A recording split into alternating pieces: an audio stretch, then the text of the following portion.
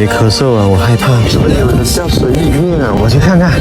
当时我是在河边钓鱼嘛，大概是在凌晨12点左右，听到对岸有人又哭又喊的，就是因为我22年的时候，那时候是国庆假期，那时候也是救了一个阿姨，也是这样子跑到对岸去救的，可能是有那个经历吧，然后我就多注意了一下。本来还抱有侥幸心理，以为是有人在吵架啥的，到那边发现真的是有人溺水了。